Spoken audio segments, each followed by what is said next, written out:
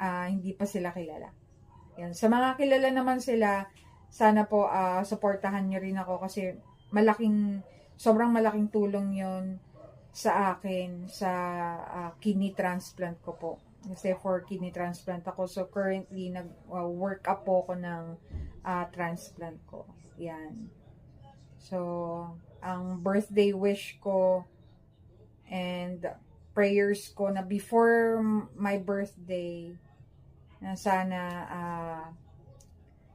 makalaya na ako dito. Pero I truly believe and trust our Jesus, our Lord God na makakawala na ako dito soon.